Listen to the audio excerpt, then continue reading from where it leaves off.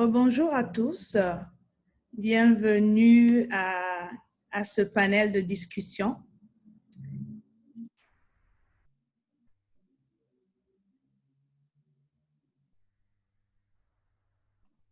Alors, bienvenue dans ce panel de discussion.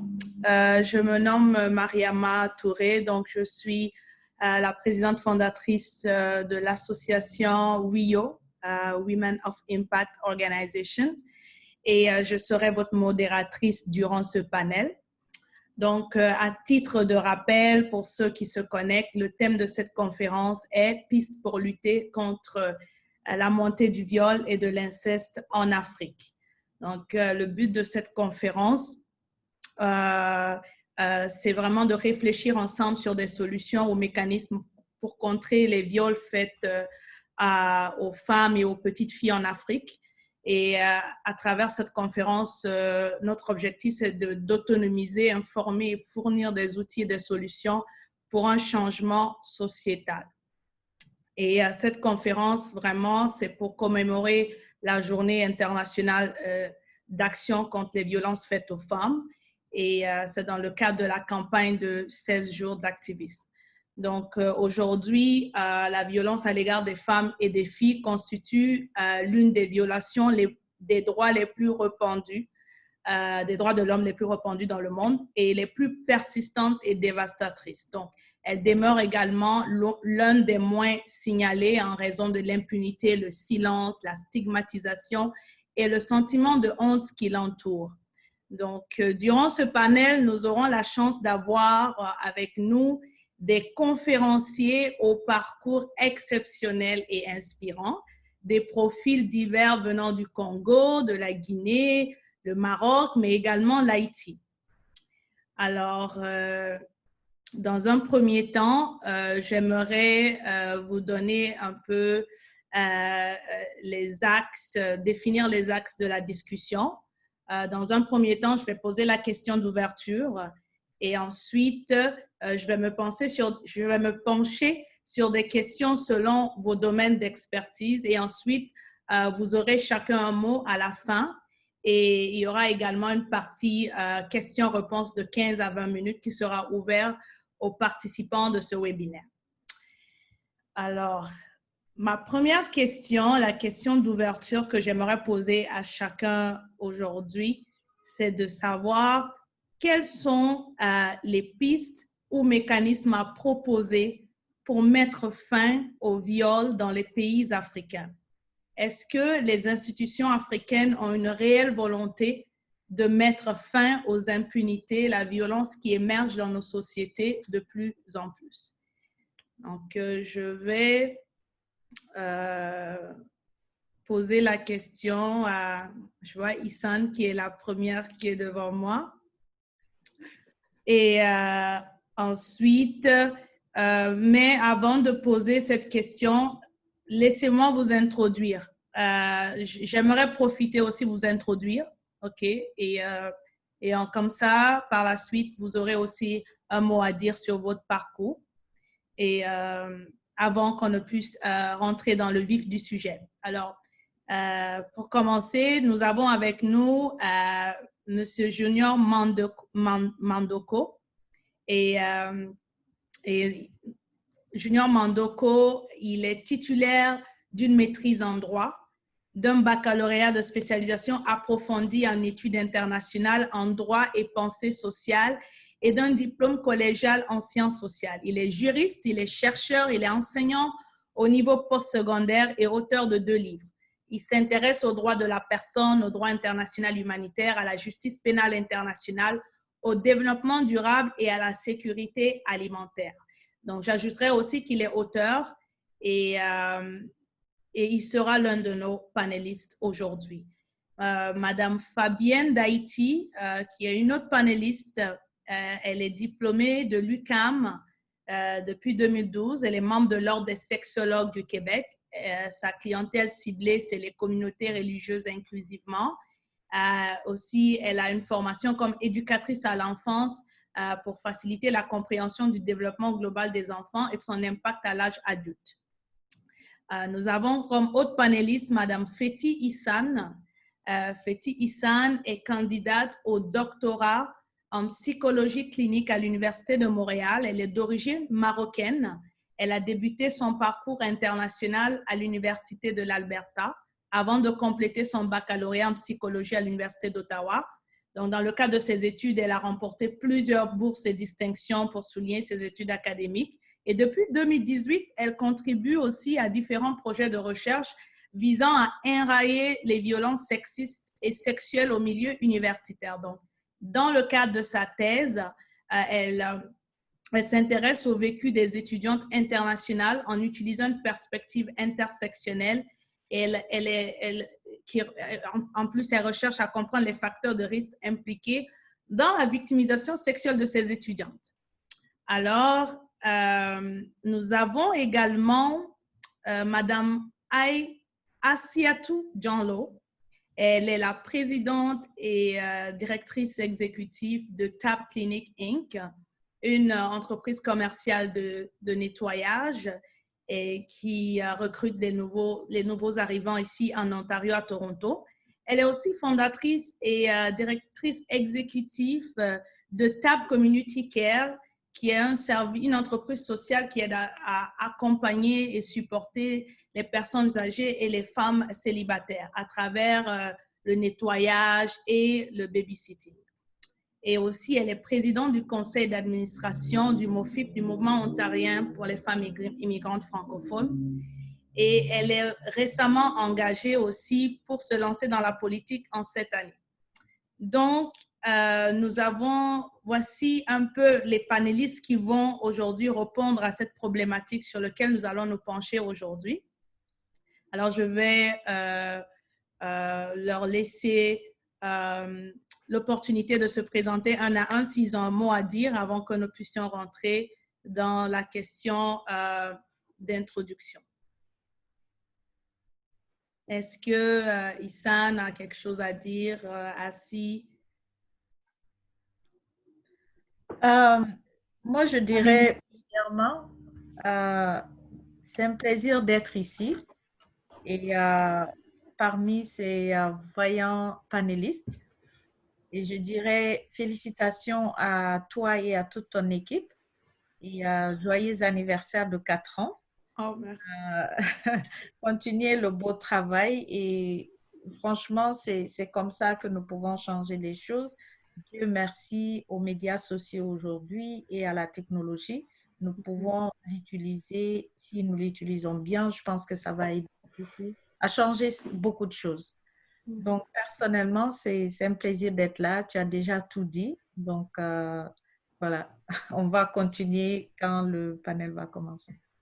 Parfait. Et Fabienne? Moi, je dis tout simplement félicitations à toi, à toute l'équipe, à toute votre équipe, à Mariama. Puis merci de m'avoir invité. C'est un honneur, c'est un plaisir. Donc, j'espère que ma participation va pouvoir aider les femmes qui nous écoutent, tout simplement, que cette conférence puisse faire un impact.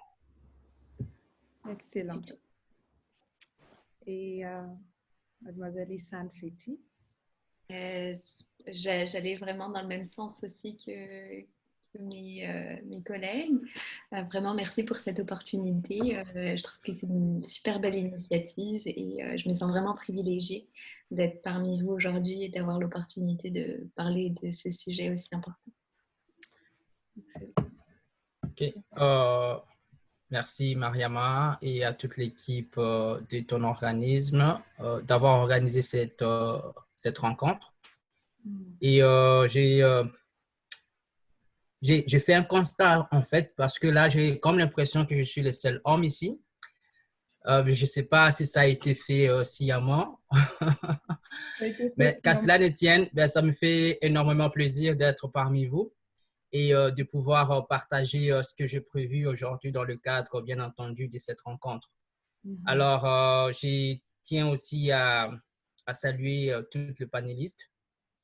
Je suis très heureux de faire partie de ces groupes et j'attends que la discussion commence et au choc des idées jaillira la lumière. Donc, c'est un plaisir, un réel plaisir d'être ici.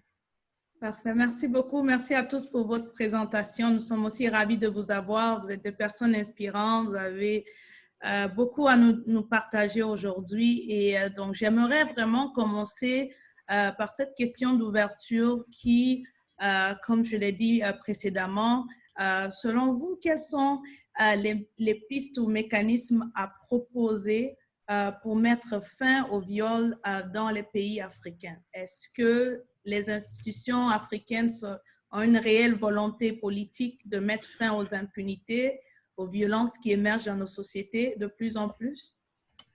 Je vais donner la parole à quelqu'un qui va vouloir répondre en premier.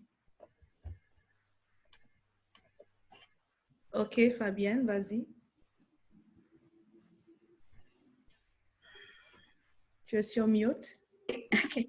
Donc, pour moi, c'est pour les gens qui nous écoutent, pour moi, c'est lorsqu'on parle de viol, surtout, on a toujours l'impression que quelqu'un qui est violé, c'est quelqu'un qui a eu une agression par pénétration et tout et tout. Mais pour moi, en tant que sexologue, c'est important d'expliquer toutes les agressions sexuelles.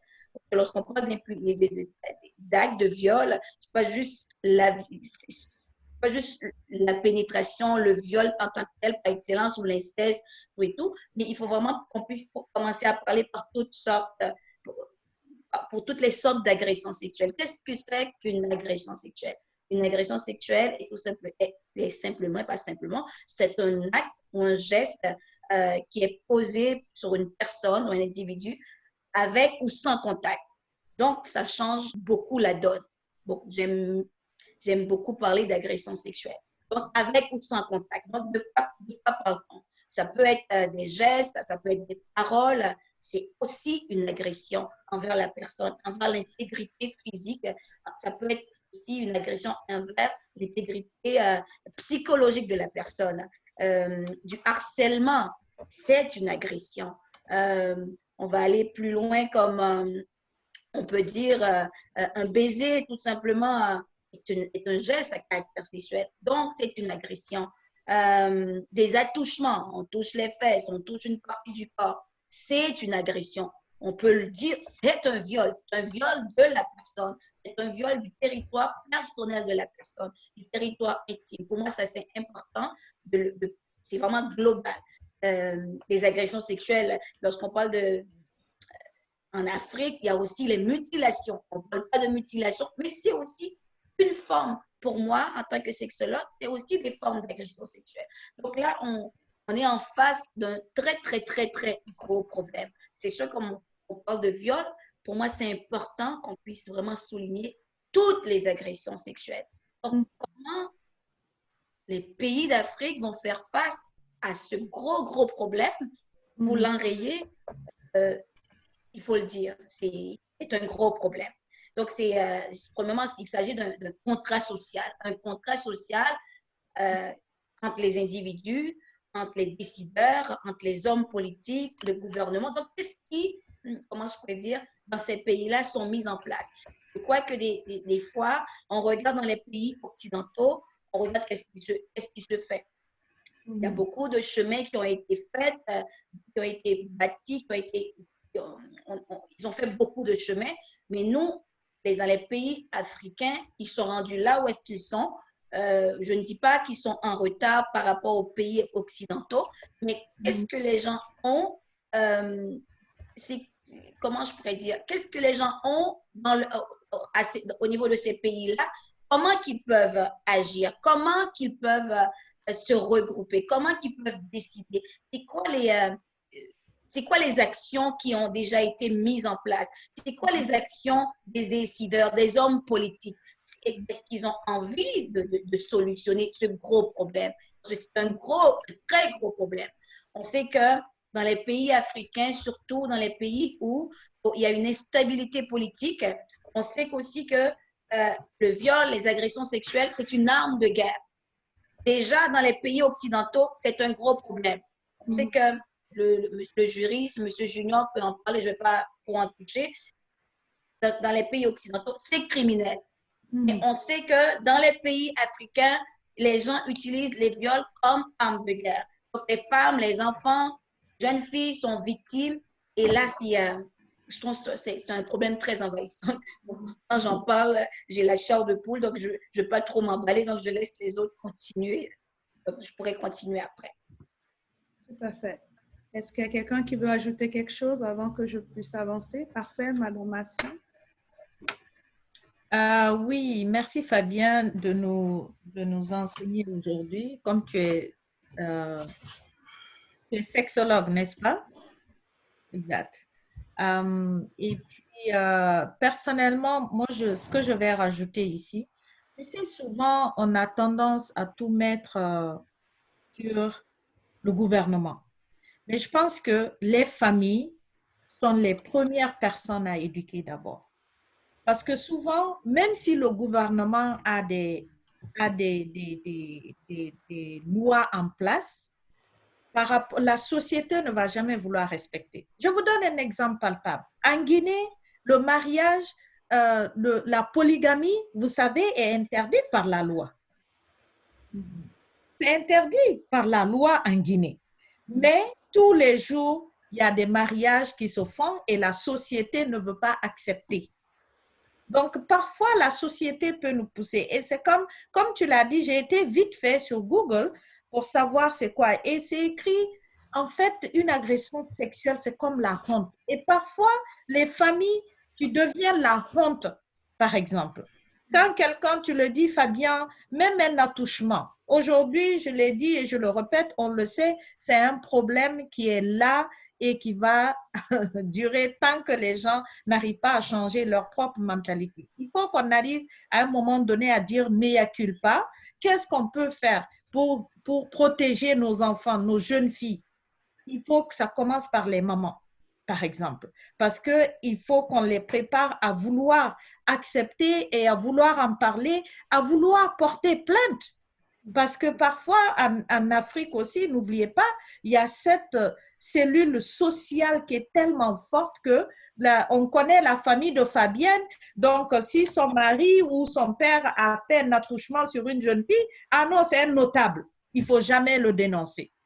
Donc, ça va toujours continuer et continuer et continuer. Donc, ça commence une personne. Moi, je pense que c'est ce que j'aimerais partager. Et je sais que c'est très bien. Le panel est vraiment bien choisi. Tu es sexologue, junior et juriste. Donc, c'est vraiment bien choisi. Je ne sais pas, Issam, c'est quoi son... Excuse, Issam. Mais personnellement, c'est des faits personnels, c'est des vécus et on les voit encore aujourd'hui, tous les jours, au XXIe siècle.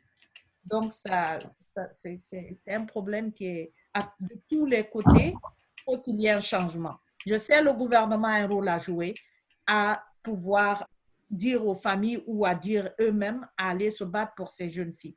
Mais si les familles même ne veulent pas se battre pour les jeunes filles ou nous-mêmes, la société, on voit les choses et on ferme les yeux là-dessus, ça ne pourra jamais changer à mon avis. Parfait. Et justement, pour revenir à ce que vous avez dit, selon les statistiques, lorsque nous avons eu qu'on a eu la possibilité d'aller chercher dans les statistiques, on peut voir que oui, au Congo, par exemple, il y a 900 victimes de violences sexuelles en RDC en un an. Selon les statistiques de l'ONU, c'est-à-dire la partie orientale du pays est ravagée par les conflits, est le plus touchée. Donc, on peut voir que les viols dans ce secteur se déroulent en temps de guerre. Mais aujourd'hui, nous voyons une recrudescence des viols à l'égard des filles et des femmes, même en dehors des temps de guerre. Par exemple, en Guinée, il y a 552 cas de viol en moins de 3 mois en 2019 et chaque jour, une petite fille est violée. Donc, on voit des bébés à l'âge adulte. Et au Nigeria, pareil, de janvier à mai 2020, la capitale fédérale a enregistré 717 viols signalés dans tout le pays. Et ça continue encore parce que ça, c'est juste une tranche entre janvier et mai. Pareil, en Afrique du Sud, on voit 110 cas de viols recensés chaque jour par le gouvernement, selon le journal Le Point. Donc, de plus en plus aujourd'hui, il y a une urgence, une nécessité de répondre à de faire face à cette situation, de trouver des pistes et des solutions pour ce n'est-ce que éradiquer ou faire disparaître ou même diminuer la croissance des viols. Et comme Madame Assiatou a dit, c'est vraiment un problème de mentalité. Et justement, j'aimerais aussi, dans ce sens, peut-être essayer de poser la question à la sexologue Fabienne Daïti. Pour elle, comment la sexualité est abordée dans le cadre familial. Selon dans le cadre de ton travail, est-ce que la sexualité est toujours un tabou sexuel dans les familles en général? Donc, c'est ça. C'est sûr qu'en général, même dans les pays occidentaux, la sexualité est un sujet tabou.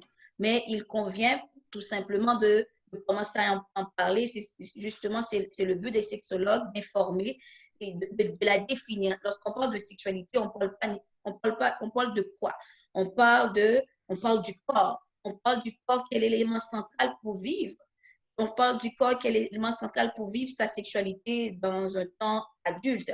Et on parle, donc c'est important d'enseigner nos enfants justement sur le corps. Qu'est-ce que le corps? Comment le corps est important pour être protégé? Donc, dès qu'un enfant, pour moi, c'est important de parler aux enfants, même au bas âge, dès que l'enfant commence à comprendre, que l'enfant puisse comprendre que son corps lui appartient.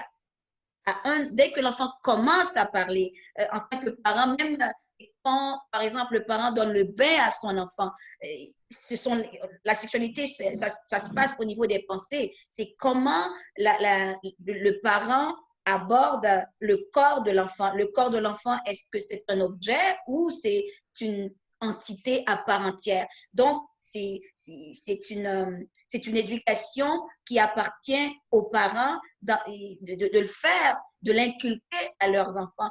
On sait que le corps appartient à l'enfant et qu'est-ce que ça fait? C'est une protection qu'on donne à nos enfants. C'est la première protection. Donc, le fait que l'enfant sache que son corps lui appartient, personne n'a le droit d'y toucher à part les gens qui donnent des soins, ça donne déjà une piste de solution. Ça donne déjà une solution à l'enfant. Ça donne déjà une protection. L'enfant est capable de se protéger. Pour moi, c'est la plus belle chose quand j'entends un enfant qui dit non.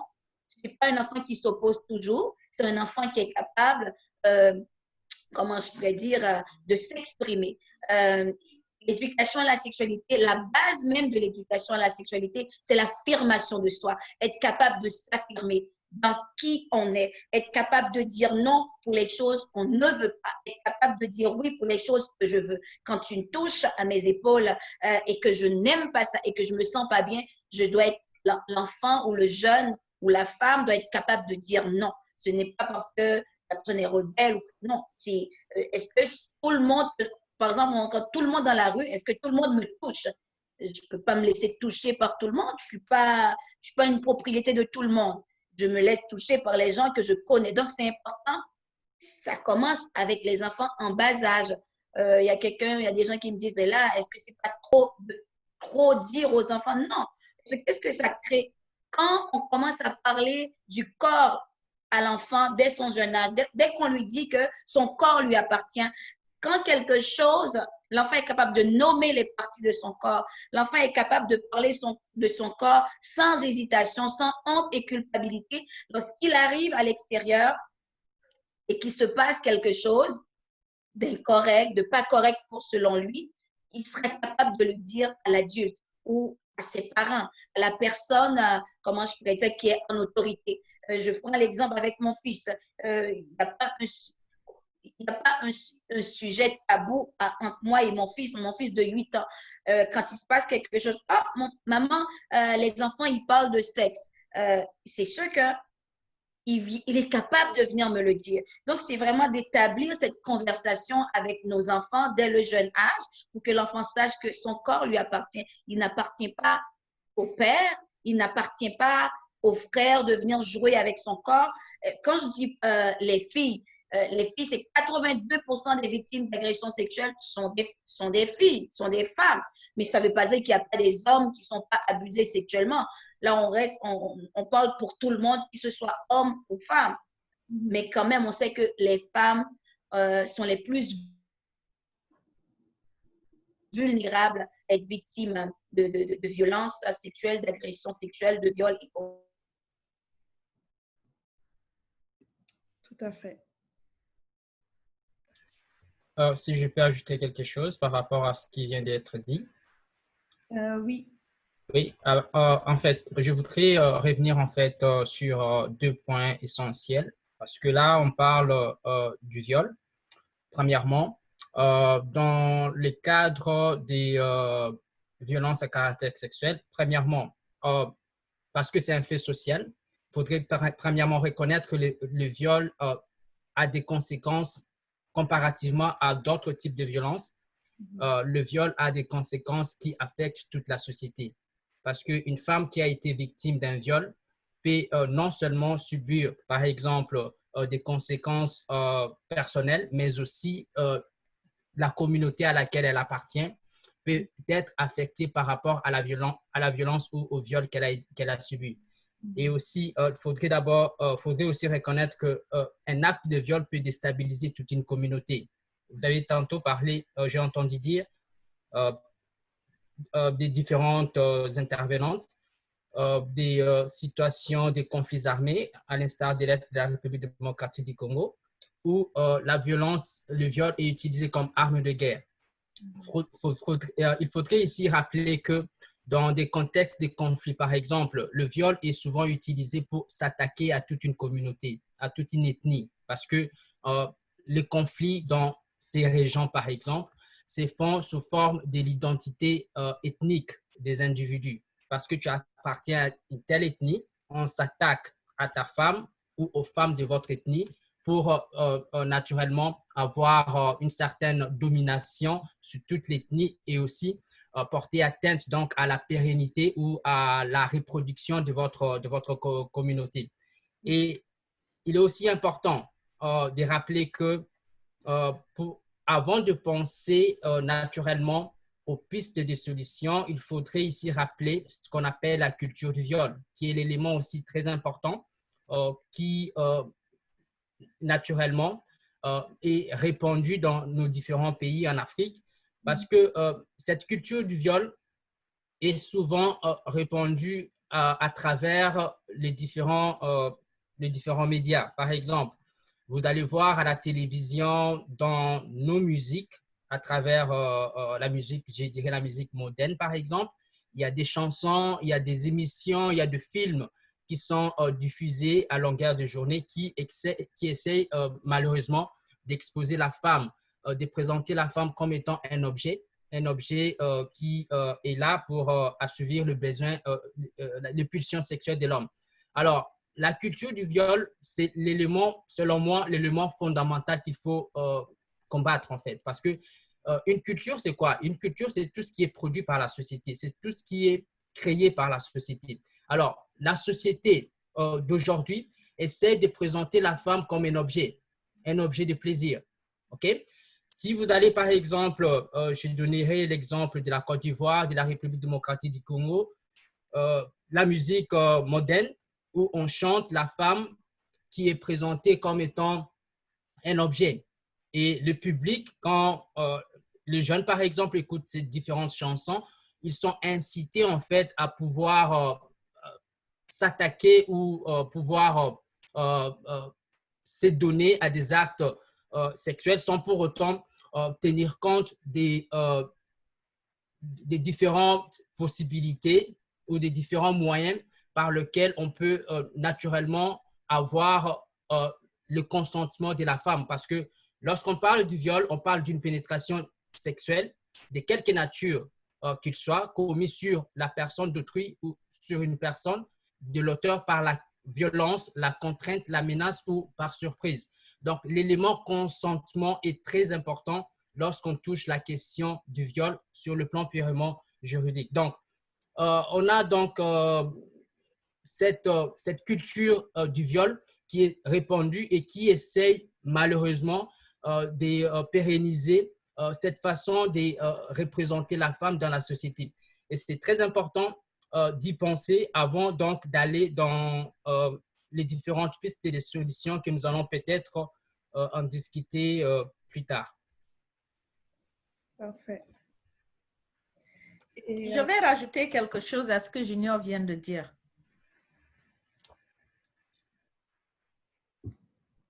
Absolument.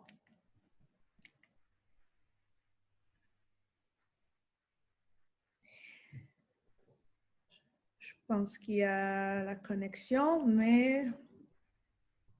Elle est partie? OK. Alors, moi, je vais avancer le temps qu'elle revienne. Il y a un problème de connexion, mais on y arrive. Et donc, si on reprend vraiment l'énoncé de Fabienne et puis de M. Junior, donc, en premier lieu, d'abord, il faut éduquer d'abord comme première piste. L'éducation commence à la maison avec les mères, les parents, pour qu'ils puissent savoir, pour que les enfants puissent apprendre à connaître leur corps très tôt, et savoir qu'est-ce qui est normal et qu'est-ce qui doit être anormal. Donc, ici, ça revient à la question de l'éducation sexuelle. Éduquer les enfants à très bas âge, c'est-à-dire les introduire les réalités du sexe, le corps humain et savoir ce qui est bon et ce qui n'est pas bon. Et ensuite, M. Junior Mandoko aussi souligne le fait qu'il faut vraiment aller en profondeur en tout ce qui concerne la culture du viol, les musiques mondaines, les images qui passent à la télé, les mots qu'on entend souvent, tout ce qu'on utilise pour pouvoir, comment on appelle, décrire la femme, ce sont des aspects qu'il faut revoir dans nos sociétés. Et donc, il y a un problème aussi au niveau culturel, au niveau des mentalités, comme l'a dit Mme Assiatou tantôt. J'aurais voulu lui poser une question, mais je vais attendre qu'elle revienne. Mais entre-temps, je vais revenir vers Mme Issane Feti et j'aimerais, en tant que psychologue, pour vous, quelles sont les conséquences psychotraumatiques sur la santé mentale des jeunes filles, adolescentes et mineures qui ont vécu le viol ou quelque forme de violence sur leur corps? Merci de me céder la parole. Je voulais juste rajouter une petite précision par rapport à la question précédente, si on a le temps, sinon je peux directement passer à cette question. Super. Donc, selon moi, en plus de l'éducation auprès des familles, je pense que l'éducation à l'école est très importante aussi. Et par rapport à la culture du viol, je rajouterai les préjugés en fait, et les mythes qui entourent le viol et l'agression sexuelle en général. Parce que s'il y a un mythe qui subsiste, c'est que l'agression sexuelle ou un viol est commis par quelqu'un qui est caché derrière un buisson, dans la rue, quelqu'un qu'on ne connaît pas. Et comme ça, par hasard, ça arrive. Puis souvent, on va se dire « Ah, qu'est-ce que tu portais cette journée-là ?» comme si tu l'avais cherché, entre guillemets. Alors qu'en réalité, la plupart des agressions sexuelles ou des viols en tout cas se produisent dans des lieux privés et de la part de personnes qu'on connaît. Et donc, selon moi, c'est aussi important de parler des violences sexuelles qui sont commises dans les familles, qui sont commises par les amis des familles. Et c'est pour ça que le rôle de l'école est, selon moi, très important. Donc, maintenant que j'ai fini sur cette précision-là, je vais pouvoir passer aux conséquences. Sur un niveau psychologique, là, les conséquences, c'est quand même assez complexe.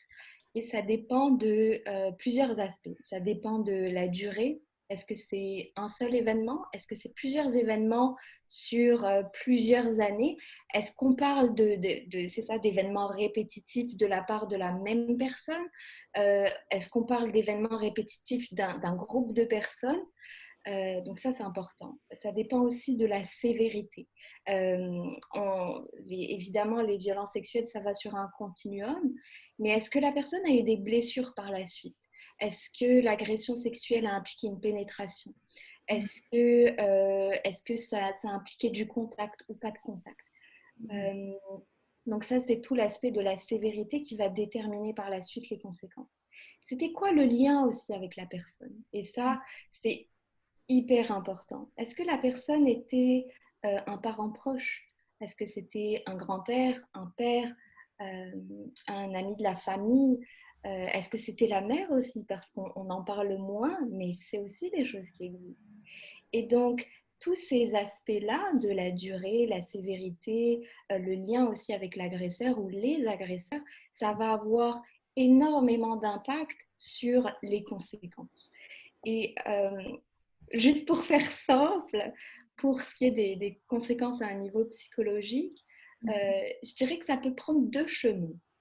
Suite à une agression sexuelle, par exemple, il peut y avoir une phase de choc qui est tout à fait normale, où là, on se sent anxieux, on se sent coupable, on a plus de difficultés à être à l'extérieur, à tolérer que les gens soient proches de nous. On vient de subir une violation de son espace personnel, donc c'est compréhensible.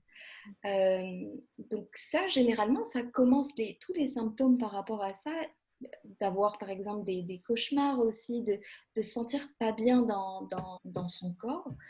Ça peut commencer à disparaître au bout de quelques semaines. Cependant, si c'est répétitif, si c'est extrêmement sévère, il peut y avoir énormément de facteurs qui rentrent en compte pour que les conséquences soient plus à long terme. Mais là, on parle plus de séquelles qui peuvent durer des semaines, des mois, voire des années.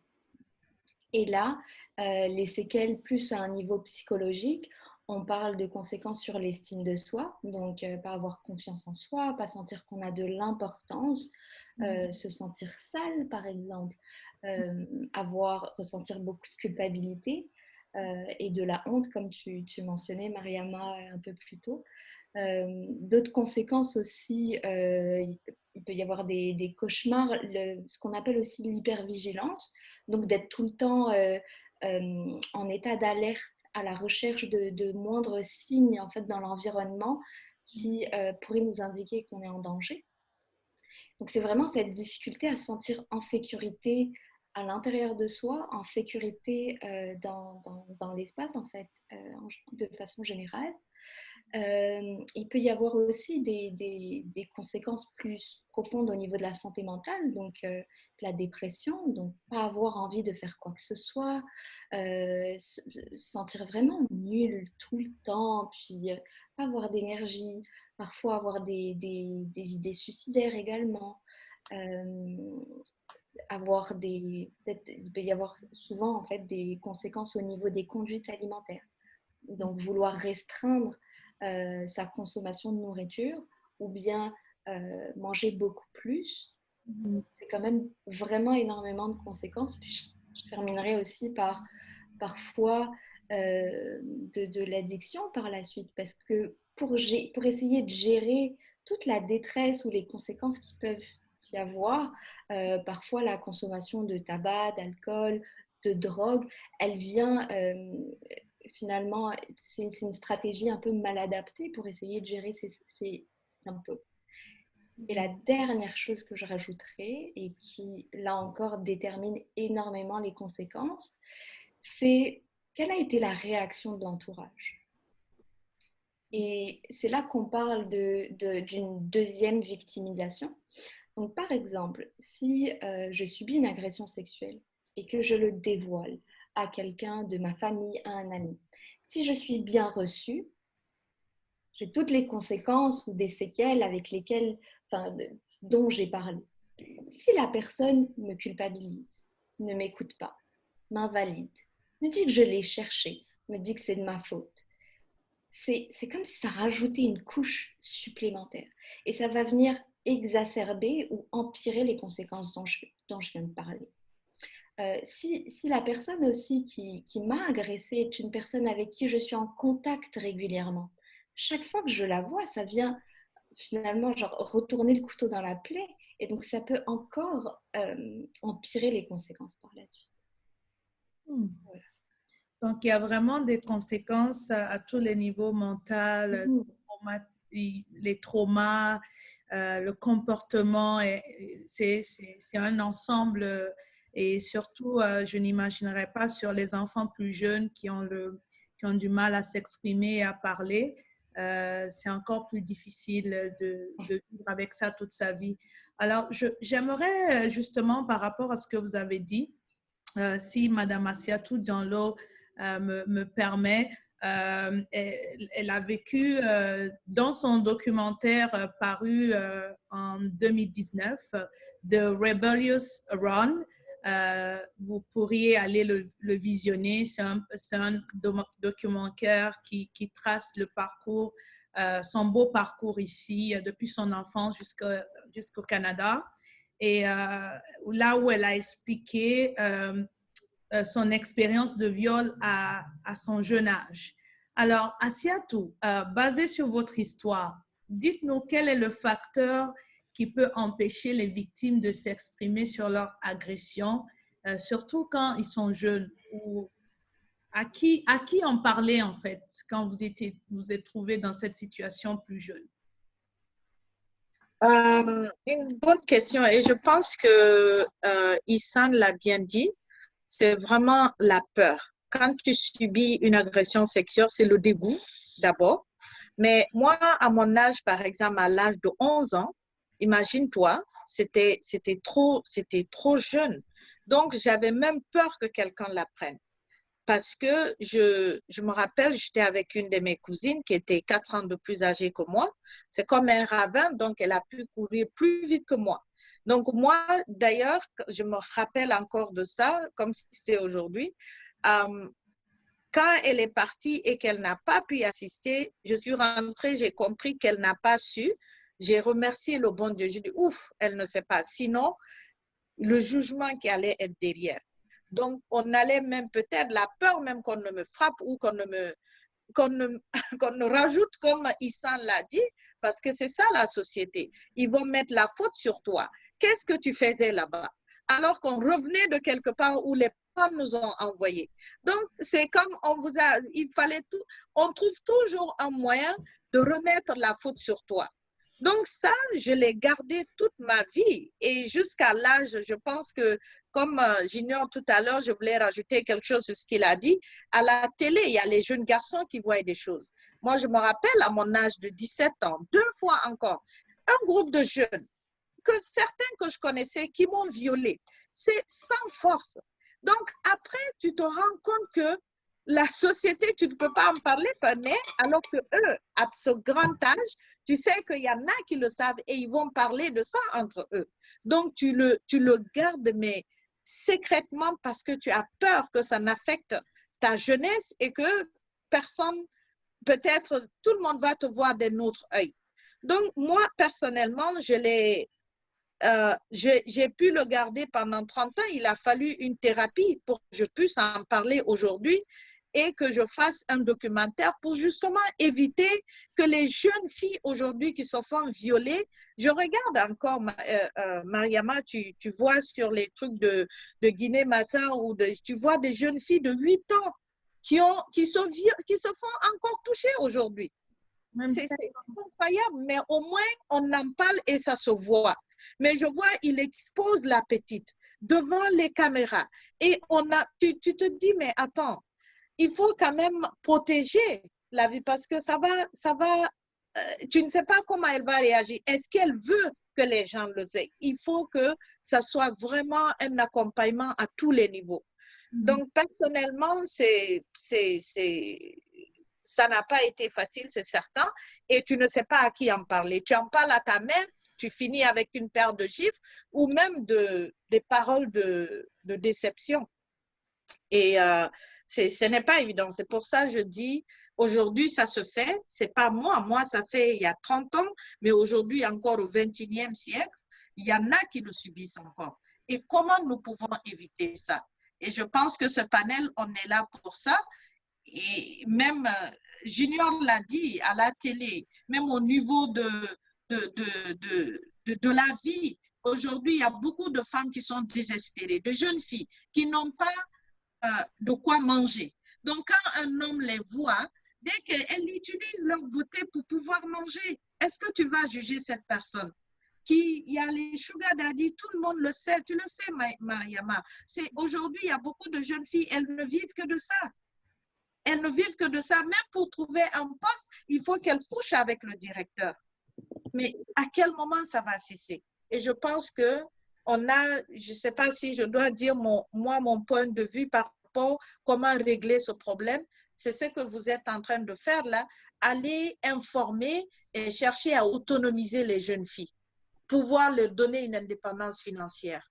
Ça, c'est très, très important parce que le désespoir peut amener à faire tout pour pouvoir manger. Parce que la faim, c'est dur, hein? Ouais. Donc, dans ton cas, tu parles d'autonomisation, l'éducation et puis comme aller sur le terrain, rencontrer les acteurs politiques, sociaux, les personnes qui sont sur le terrain et puis bon, mener vraiment une campagne de sensibilisation à ce niveau. Absolument. Avoir des systèmes de support, par exemple, comme Issan l'a dit, pouvoir accompagner ces jeunes filles, si on apprend. Ça peut être un groupe de femmes, leaders, quel que soit, dans n'importe quel pays. Je parlerai toujours de mon pays, la Guinée. Créer ce système de support pour les jeunes filles. Les supporter, les avoir, les écouter et avoir peut-être des thérapeutes parce que c'est quelque chose qu'on n'y croit pas. Et si tu parles à quelqu'un, par exemple, qui n'est pas préparé à t'écouter ou qui vit déjà quelque chose, la personne, ça va aggraver parce que ça va affecter la personne et tu ne sais pas comment elle va réagir. Donc, il faut être, en fait, à écouter une victime de viol. C'est très, très profond. Et si la personne même a subi le viol elle-même et qu'elle entend quelqu'un d'autre, donc c'est vraiment, ça prend un travail un travail très profond et mettre un système de support et de soutien pour ces jeunes filles, commencer à très bas âge. Comme Junior et Isen l'ont dit, c'est de leur apprendre que leur corps-là, ça leur appartient. Ça leur appartient, elles doivent aimer, apprendre à prendre soin, aimer son corps, à protéger son corps. Et c'est tout ce que je vais laisser les autres peut-être rajouter. D'accord, merci beaucoup Asiatou pour ton intervention. Donc, j'ai vu que Issan a levé sa main, Monsieur Junior. Donc, je vais permettre à Issan Junior, si tu me permets. Il n'y a pas de problème. Alors, je pense qu'elle a quelque chose qu'elle veut ajouter. Oui, je voulais juste préciser sur la sensibilisation et la prévention. Il y a des programmes de prévention qui existent et qui sont très efficaces que ce soit aussi bien pour les enfants, sur leur montrer comment reconnaître des situations à risque. Parce que ce qui arrive souvent, surtout quand on parle d'enfants, c'est ce qu'on appelle des stratégies de grooming. Et c'est des stratégies où l'agresseur va utiliser des cadeaux, des compliments pour vraiment pouvoir tranquillement s'approcher de sa victime et tisser finalement sa toile autour d'elle. Et donc, c'est vraiment des programmes qui existent pour apprendre aux enfants à comment reconnaître ça et comment s'en protéger. Puis pour les jeunes femmes également, donc adolescence, jeunes adultes, parce que c'est aussi la tranche d'âge chez les femmes où elles sont le plus à risque. Donc c'est des programmes de prévention où concrètement donner des stratégies si ça arrive, comment je reconnais une situation? Qu'est-ce que je peux faire? Et ça, pour moi, c'est primordial parce que même si la responsabilité est toujours chez l'agresseur, nous, en tant que femmes, que victimes potentielles, que êtres humains victimes potentielles, on a des moyens, on a des possibilités, il y a des choses qu'on peut faire. Et par exemple, je vais donner un exemple très concret. En tant que femme, on est souvent socialisée à être discrète, à accepter ce qu'on nous dit, à pas faire de bruit, et ainsi de suite. Et d'un autre côté, l'autre discours qu'on nous dit, c'est après avoir vécu une agression sexuelle, c'est est-ce que tu as crié, est-ce que tu as réagi, etc. Mais si moi je suis tout le temps socialisée à ne rien dire et à accepter ce qui m'arrive, comment je suis censée me défendre? Comment je suis censée faire quelque chose? Et donc, ce type de programme de prévention, ça donne des stratégies de, OK, dans une situation comme ça, voici les différentes possibilités qui s'offrent à toi. Tu peux parler fort, tu peux crier, tu peux te défendre de cette façon, etc. Et c'est vraiment pas dans une façon de faire porter la culpabilité ou la responsabilité aux jeunes filles, mais juste de leur donner plus d'outils pour pouvoir faire face à cette réalité de le risque est hyper élevé parce qu'on est une femme ou parce qu'on est jeune. Parfait. Oui, Merci pour ton intervention. Alors, je vais donner la parole à Junior après Fabienne, si tu le permets. Oui. oui, je voulais ajouter quelque chose sur le plan légal. Parce qu'il y a aussi un sérieux problème, parce que la plupart des cas, en fait, les victimes ou les survivantes de viol ont des difficultés à avoir gain de cause devant les cours et tribunaux, parce que dans bon nombre de cas, il y a des juges, par exemple, qui s'attendent à ce que la victime soit une victime, la survivante soit une victime parfaite. Il y a déjà une conception, en fait, qui a été faite dans la société qui, naturellement, a été motivée par les différents mythes qu'Issan a mentionné tantôt. Le mythe d'une victime parfaite. Comment est-ce qu'une victime d'un viol doit ressembler? Par exemple, la justice aura difficulté, par exemple, le système judiciaire aura difficulté à déclencher une enquête si, par exemple, une fille qui n'est pas physiquement jolie, excusez-moi le terme, qui revendique ou qui dit, par exemple, qui porte plainte pour dire qu'elle a été victime d'un viol, cette fille aura difficulté à être crue par le juge ou le greffier du tribunal, d'autant plus que cette personne ne représente pas, selon elle, tous les critères de la victime parfaite. Et aussi, s'il faut parler par rapport aux différentes pistes de solutions, vous savez, en Afrique, ce ne sont pas des lois qui manquent, en fait. Ce sont plutôt, moi, je dirais, de la volonté, c'est plutôt de la volonté politique qui manque dans le chef, bien entendu, des principaux décideurs politiques. Parce que déjà, nous avons des textes juridiques qui sont assez éloquents en matière de viol et des droits des femmes. Je pourrais ici citer, par exemple, le protocole à la charte des droits de l'homme africain, qui déjà, son article 4, stipule que toute femme a droit au respect de sa vie, de son intégrité physique et à la sécurité de sa personne. Plus loin, ce même protocole oblige les États parties, donc les États signataires, d'adopter et de renforcer les lois interdisant toute forme de violence à l'égard des femmes, y compris le rapport sexuel non désiré ou forcé. C'est notamment le cas d'un viol, qu'elle ait lieu en privé ou en public. C'est très pertinent, cette disposition juridique, parce que les gens ont souvent tendance à penser que le viol s'effectue seulement en lieu public, c'est-à-dire en dehors de la maison. Pourtant, il y a des cas, par exemple, avérés de viol conjugal. Permettez-moi ici de vous dire, par exemple, pour consentir à un acte sexuel, le consentement doit être acquis à chaque instant du rapport sexuel. C'est-à-dire que si, par exemple, le mari voudrait passer à l'acte sexuel, à chaque instant comment dirais-je, à chaque étape du déroulement de l'acte sexuel, le consentement doit être acquis de manière explicite et clairement. C'est-à-dire que sa femme doit dire ouvertement, doit consentir oui à chaque instant. Si par exemple, une minute avant, la femme se sentait à l'aise et elle a consenti ouvertement à passer à l'acte et 30 secondes après, elle a un malaise, elle dit non, je ne me sens pas disposée à passer à l'acte, c'est déjà un non. À ce moment-là, il n'y a pas consentement. Et tout acte de force qu'appliquera l'homme, par exemple, pour obliger sa femme à passer à l'acte est considéré, juridiquement parlant, comme étant un viol. Et ça se vit souvent dans le foyer, dans des maisons, mais sans pour autant ces actes soient considérés comme étant de viols proprement dit.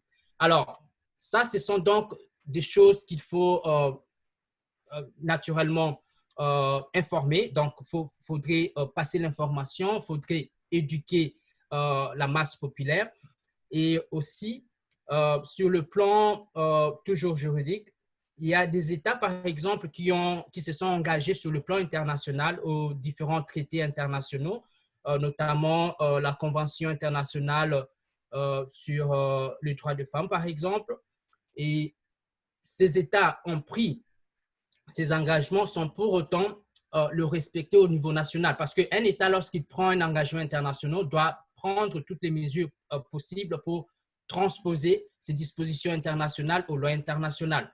Alors, le problème n'est pas, le plus souvent, le problème n'est pas au niveau des engagements internationaux, c'est au niveau des applications de ces dispositions.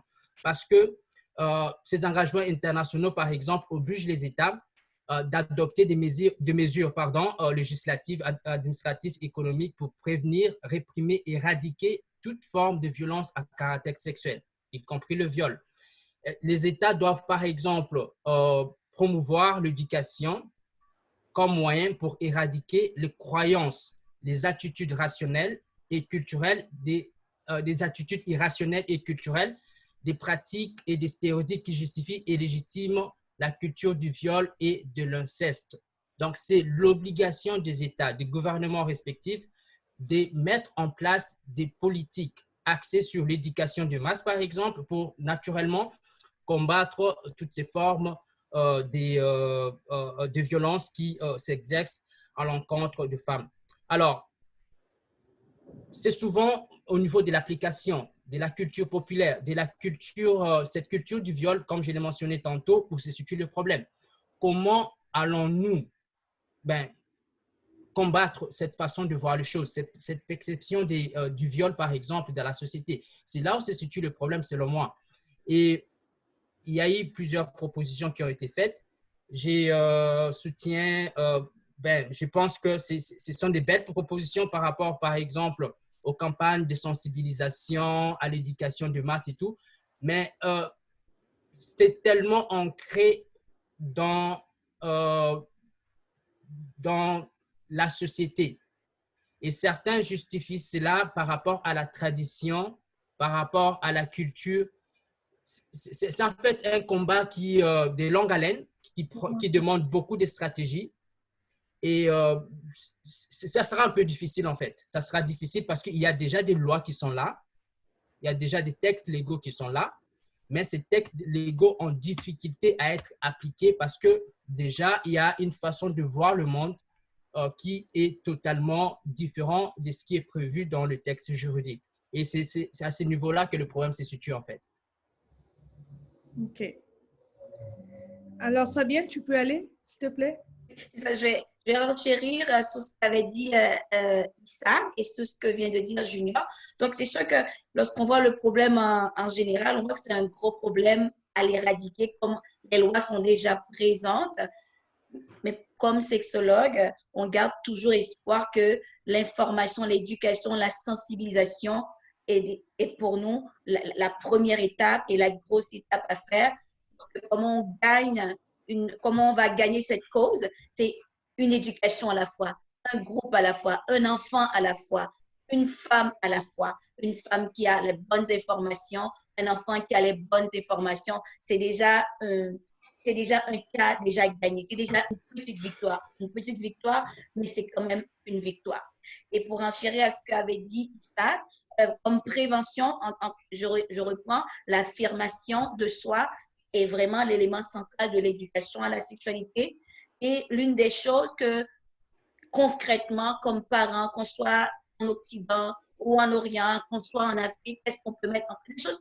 Des petites choses très, très simples, mais qui ont du poids. Si lorsqu'on est avec nos enfants, lorsqu'on est avec nos jeunes, c'est vraiment de leur faire des mises en situation, des choses aussi simples. Que ferais-tu Que ferais-tu si un inconnu te présente tel élément, telle chose? Par exemple, on sait que l'agresseur, les agressions sexuelles ne se font pas souvent par la force. Des fois, l'agresseur va utiliser la manipulation affective, va utiliser l'intimidation. Ce sont des choses qui sont assez insidieuses, mais comme c'est vraiment l'intensité de l'acte, c'est pas nécessairement l'acte en tant que tel, mais c'est la façon dont l'agresseur s'y prend. Donc, si on prépare nos enfants, aussi simple, parce que le but de tout ça, les parents, on n'est pas toujours, les parents sont là pour assurer la santé, la santé, le bien-être, la sécurité de nos enfants.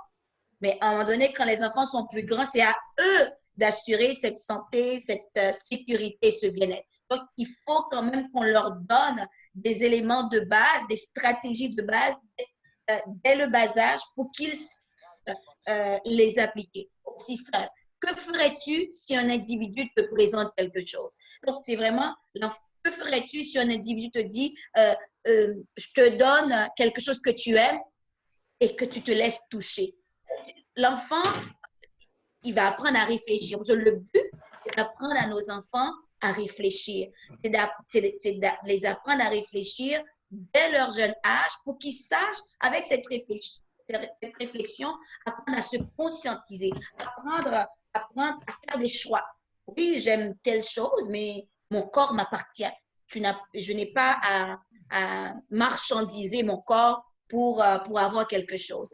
Si quelqu'un te dit je vais tuer ta famille, laisse-moi te toucher, sinon, de toute façon, personne ne va pas te croire. Non, on a intérêt comme parents à exercer nos enfants à la sécurité, à se protéger, à cette petite stratégie pour qu'ils sachent comment répondre. Parce que l'agresseur, il est très intelligent.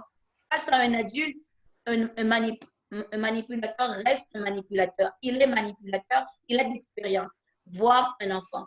Donc, c'est vraiment apprendre à pratiquer ces petits gestes à nos enfants. Si tu rencontres quelqu'un dans la rue que tu ne connais pas et qui te dit maman m'a demandé de venir te chercher à l'école, donc tu dis à l'enfant, qu'est-ce que tu ferais si tu voyais un inconnu? Ou même un ami de la famille venir te chercher à l'école, que ferais-tu? Donc, c'est vraiment de donner, si l'enfant n'a pas les bonnes solutions, les bonnes réponses, de donner les bonnes réponses à l'enfant. Des fois, on dit à nos enfants de ne pas crier. Oui, il ne faut pas crier, mais il y a aussi un temps pour crier. Quand quelqu'un te touche et que tu n'aimes pas ça, c'est désagréable, tu te sens inconfortable dans ton cœur. Parce qu'on peut être dans notre esprit, comment je pourrais dire, dans l'esprit d'un enfant, il peut dire, OK, c'est un tel, maman le connaît, papa le connaît, il me touche, je me laisse toucher. Mais dans mon cœur, je ne me sens pas bien. Ce sont des petites choses comme ça qu'il faut apprendre à nos enfants pour qu'ils sachent qu'est-ce qui leur appartient, qu'est-ce qui ne leur appartient pas. Donc, comme ça, face à une situation de danger, le corps réagit selon nos expériences. Peut-être que Mme Issane peut surenchérir. Si je n'ai pas d'expérience pour me défendre, si je n'ai pas eu cette expérience-là, mais dans le danger, je vais me figer. Dans le danger, je ne vais rien faire. Même si je suis un adulte, si je n'ai pas d'expérience pour réagir face à un danger, je vais rester pétrifiée. Souvent, les gens disent, mais si j'étais à ta place, je ferais ci, mais ce n'est pas vrai. Chacun, selon ses expériences de vie, selon ses apprentissages, réagit face au danger. Donc, face au danger, notre corps nous dit, soit tu fuis, soit tu es capable de te défendre. Mais si je ne sais pas comment me défendre, je vais m'immobiliser, je vais être paralysée. Mais si je sais comment me défendre, si j'avais l'habitude de le faire, si on avait l'habitude de le montrer aux enfants, il va être capable soit de crier, crie de tout ton corps, de toutes tes forces. Comme ça, d'autres adultes vont pouvoir t'entendre. Donc, c'est ça que je voulais rentrer. Donc, vous mettez un point sur la communication avec les parents, encore une fois. C'est une question de communication interpersonnelle. ou en tout cas avec les parents, les personnes qui sont mandatées à accompagner l'enfant dans son cycle de croissance. Exactement. Et aussi, quand, par exemple, le parent, des fois, n'est pas toujours, ne se sent pas toujours à l'aise d'en parler avec ses enfants ou avec ses adolescents. Le parent, peut-être le parent a été victime lui-même ou elle-même. Des fois, mais c'est être capable aussi de dire, d'aller chercher cette aide de l'extérieur. Dans les organisations qui sont sur place, c'est vraiment d'aller chercher de l'aide, d'aller en parler aux autres. C'est sûr que le mot d'ordre, quand on ne le sait pas, quand une victime vient nous parler, d'être à l'écoute, d'être bienveillante, de ne pas chercher le coupable, mais c'est de toujours croire la personne, de toujours croire la victime. Il ne faut pas supposer que la victime est en train de mentir. La victime a besoin de support. Donc, croire la personne, c'est déjà enlever un poids sous le dos de la personne. Donc, c'est important, l'écoute. L'écoute active, c'est pas trouver une solution. Des fois, c'est juste de dire, je te comprends. Et ça fait toute une différence dans la vie de quelqu'un. Je te comprends, j'ai peut-être pas de solution, mais je te comprends, je suis là pour toi. Tu veux juste en parler? Allez-y, parle. Parle. Moi, je t'écoute. Je suis là pour toi. Donc, si des fois, on pense qu'il y a des grosses solutions qui vont sortir, mais c'est aussi d'être présente, d'avoir un regard bienveillant envers la personne. Et je sais, comme Monsieur Junior peut le dire, comme au niveau aussi juridique, au niveau de la police, des fois, ça peut être difficile pour une victime de porter plainte, de ne pas être crue par le système judiciaire, par toutes les étapes qui doivent être portées, qui doivent être passées, retravailler, redire son expérience. C'est quand même quelque chose qui est douloureux, quelque chose qu'il faut tenir compte.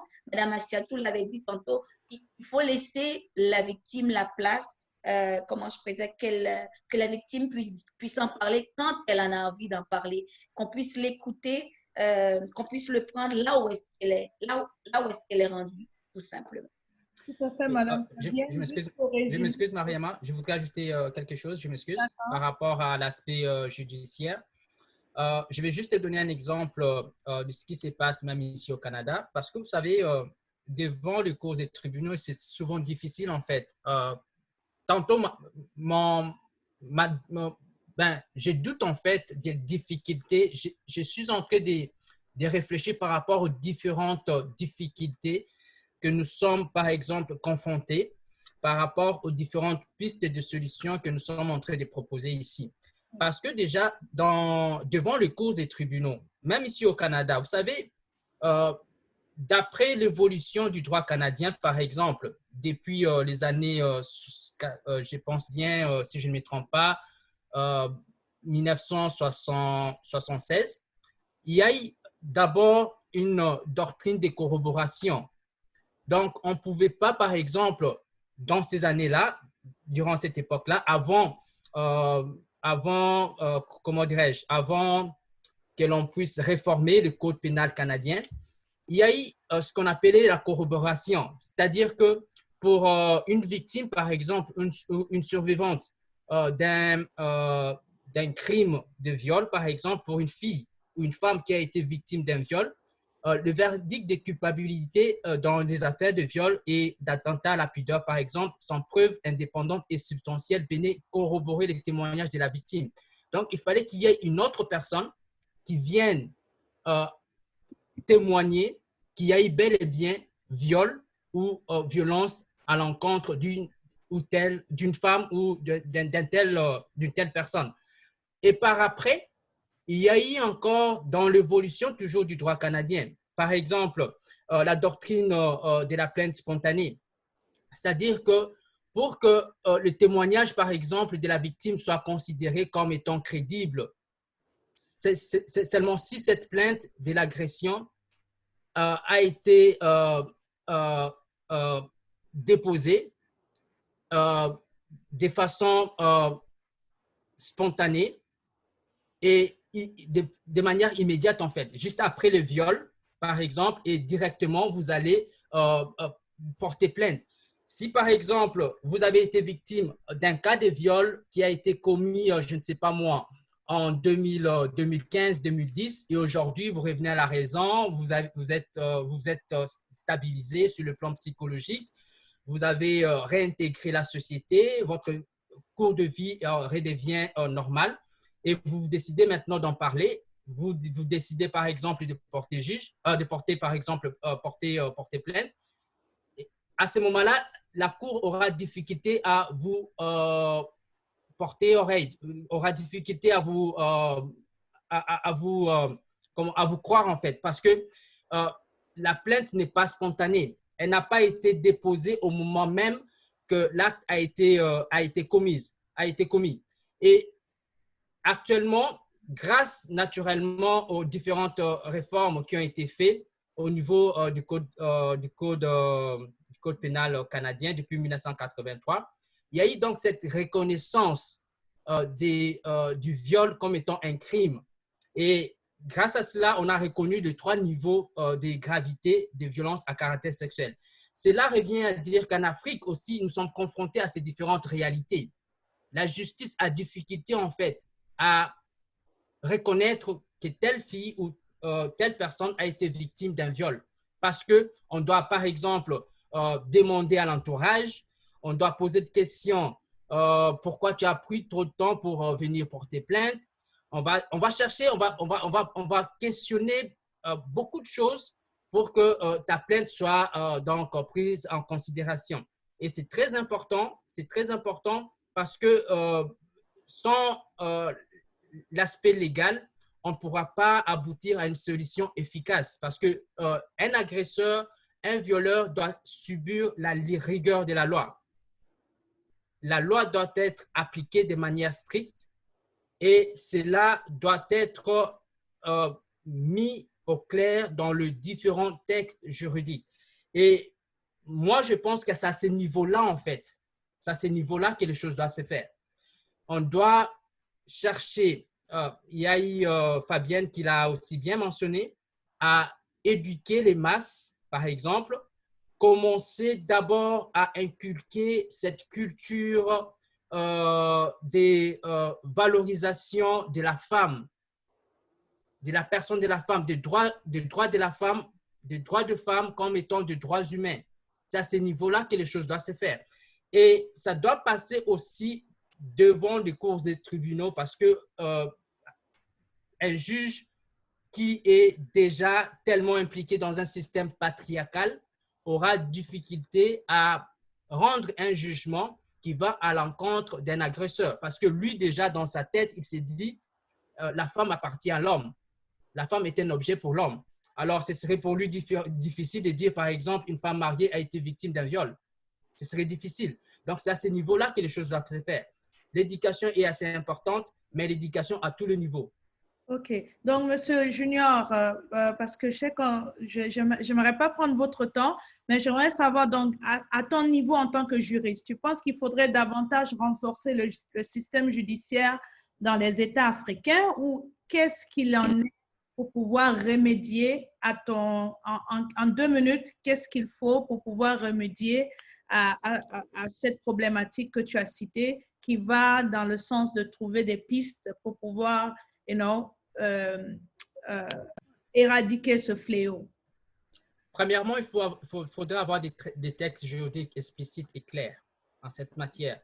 Donc, il faudrait déjà, dans les codes criminels, par exemple, parce que vous savez, ça relève de la souveraineté des États. Chaque État a ses droits nationaux, donc sa propre procédure au niveau des justices, des cours et tribunaux. C'est à ce niveau-là d'abord que les choses doivent se faire.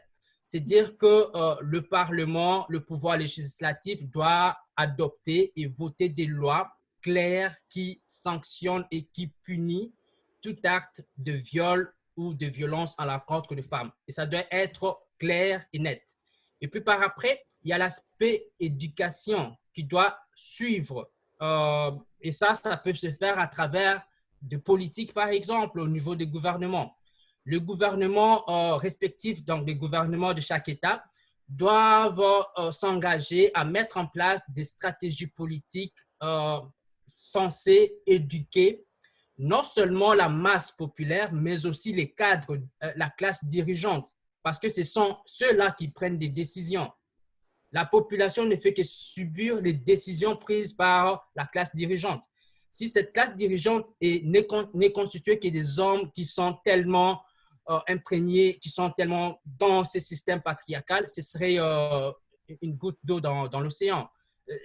La solution ou le piste de solution ne seront pas assez efficaces, d'autant plus que ceux qui sont en haut n'ont pas en tête cette conception de la femme comme étant une personne bénéficiant de tous les droits comme l'homme. Donc, c'est à ce niveau-là, éduquer la classe dirigeante et aussi, bien entendu, la masse populaire pour qu'ensemble, les choses puissent aller dans le bon sens. Moi, je pense que c'est à ce niveau-là que les choses doivent se faire. Parfait. Merci beaucoup pour ton intervention. Alors, tu viens juste ajouter ce que Mme Fabienne a dit. Elle s'appuie sur l'éducation au sein de la cellule familiale, oui, qui est vraiment primordiale dans la croissance de l'enfant, c'est-à-dire leur montrer très tôt ce qui est pas bon et ce qui est bon, ce qui doit se faire, ce qui ne doit pas se faire. Et comme dire l'affirmation de soi et toutes ces choses. Puis ensuite, vous venez ajouter qu'il va falloir aussi travailler au niveau avec les dirigeants d'abord et ensuite la masse, au niveau de la masse populaire, les sensibilisations, etc. Alors, j'aimerais poser une dernière question avant de donner l'opportunité aux participants de poser des questions. Ma dernière question, je la poserai évidemment à chacun de vous. C'est de savoir, selon vous, faut-il inclure l'éducation sexuelle, les mythes sur le viol, le consentement, les cours d'autodéfense? Parce que tout à l'heure, il y a Mme Fabienne d'Haïti qui a parlé qu'il faudrait crier, il faudrait réagir à la situation. Donc, pour ça, je me posais la question alors, est-ce que le consentement, les cours d'autodéfense dans les écoles, dans nos systèmes éducatifs seront primordiaux? Donc, je ne sais pas si je dois… Oui, Issan, vous pouvez répondre à cette question. Oui, ben oui, certainement. Oui, un très grand oui à tout ça. Et en fait, je pense que c'est ce que la recherche nous dit, en fait, en général, que la prévention est efficace quand elle est ciblée. Et on a la chance, aujourd'hui, en 2020, que des initiatives comme ça existent. Il y a des programmes de prévention pour les enfants, il y a des programmes de prévention pour les adolescentes, pour les jeunes. Et justement, c'est centré autour de l'affirmation de soi, des cours d'autodéfense aussi. Et moi, je pense à un programme de prévention en particulier qui a été développé en Ontario et qui… il y a des personnes d'Afrique du Sud qui sont venues se faire former, puis sont allées dans des écoles pour pouvoir l'offrir. Et c'est littéralement pour des jeunes filles à l'école. Et il y a une portion d'autodéfense. Et ce qui est génial avec cette portion d'autodéfense, c'est qu'elle est adaptée. Donc, peu importe qu'on soit en situation de handicap ou pas, mobile ou pas, il y a des moyens qui existent pour pouvoir se défendre. Donc, juste cibler cette prévention-là et pouvoir la donner et l'adapter, je pense que ce serait vraiment utile. Super, et je pense que ce sera vraiment une des pistes que nous, on pourra utiliser aussi également dans l'association pour aller solutionner dans notre pays respectifs et même, pourquoi pas, dans les autres pays partenaires avec lesquels nous avons commencé à travailler pour pouvoir initier ce système-là dans les écoles à partir du primaire, etc. OK, alors j'aimerais aussi ouvrir… Et ce point-là, il est un peu délicat parce que moi, je me rappelle, si vous vous souvenez, même ici au Canada, inclure l'éducation sexuelle dans le curriculum, ça a été un combat. Et j'ai été l'une des chanceuses, en fait, quand j'étais impliquée avec parents partenaires en éducation, nous avons été choisis parce que j'étais la présidente du conseil des parents de mon fils. J'ai fait partie d'un comité qui ont travaillé sur est-ce qu'on inclut l'éducation sexuelle dans le curriculum. Et ça a été un combat farouche. Il y a beaucoup de parents qui n'avaient pas compris que ça, c'est important et que c'était à l'avantage des enfants.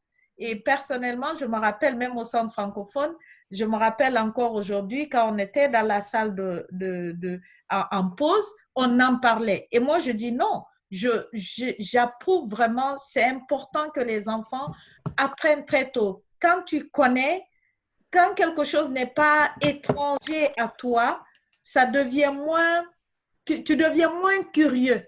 Parce que même la sexualité chez nous, c'est parce que les jeunes filles ne savent pas en fait comment reconnaître une relation saine et une relation qui n'est pas saine.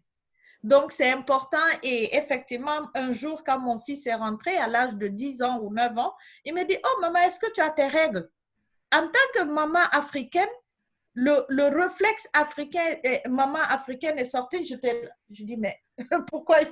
J'étais choquée, mais en même temps, je me suis rappelée. Je dis, oh non, je n'ai pas mes règles, c'est le mois prochain, j'ai déjà fini. Donc, c'est important, il faut se rappeler aussi, il y a ce souvenir de la culture qui est là. Ça prend une éducation. Que nous acceptons qu'il y ait l'éducation sexuelle dans le curriculum en Afrique, waouh, ça, je rêve de voir ça. Sincèrement. C'est que nous avons du chemin à faire, mais ouais. Effectivement, ça va être difficile, mais je pense que ce serait une bonne opportunité, comme tu l'as dit. Junior, tu peux parler? Oui, je voulais juste ajouter ce que Assia vient de dire tantôt. Moi, j'ai eu la chance en République démocratique du Congo d'avoir un cours sur l'éducation à la vie. C'était un cours qui avait... je n'ai pas suivi ce qui s'est passé ici en Ontario. Moi, j'étais à Québec pendant cette période-là. Mais c'était un cours qui nous apprenait en fait le corps humain, par exemple, l'appareil génital, les rapports entre hommes et femmes. Et dans ces mêmes ordres d'idées, j'ai souhaité, si possible, les autorités africaines, par exemple, d'innover en fait, de réformer ces cours, ces genres de cours qui vont apprendre aux jeunes enfants, par exemple, le rapport entre le sexe, par exemple. C'est dire pas qu'il faudrait importer, entre guillemets, la culture occidentale en Afrique, parce que vous savez, il y a aussi l'aspect valeur africaine, parce que très souvent, lorsqu'on parle des droits des femmes, les gens pensent que c'est occidental. Pourtant, les droits de femmes n'est pas occidental. J'en parle dans mon livre. Si vous regardez mon premier livre, j'en parle. Je démontre qu'en Occident même, nous sommes présentement au Canada. Je sous-entends que tout le monde est au Canada présentement, ceux qui nous suivent aussi. Donc, au Canada, il y a des femmes qui, jusqu'à aujourd'hui, continuent à militer pour leurs droits. Donc, ce n'est pas occidental, c'est aussi africain parce que dans l'histoire africaine aussi, il y a eu des femmes à l'époque, dans l'Antiquité, qui ont milité pour leurs droits. Donc, cette conception-là de l'éducation comme étant chercher à importer les valeurs occidentales et les imposer aux Africains, ce serait faux parce que très souvent, lorsque par exemple moi, en tant qu'homme, je parle de droits de femmes, on pense que je suis tellement occidentalisé et je voudrais imposer aux Africains ou aux Noirs les valeurs occidentales. C'est faux et archi faux. Alors, l'éducation doit tenir compte aussi des valeurs africaines. C'est-à-dire qu'il faudrait rappeler aux Africains qu'en Afrique, il y a des féministes, il y a des femmes africaines qui ont milité et qui continuent à militer pour le droit des femmes en Afrique.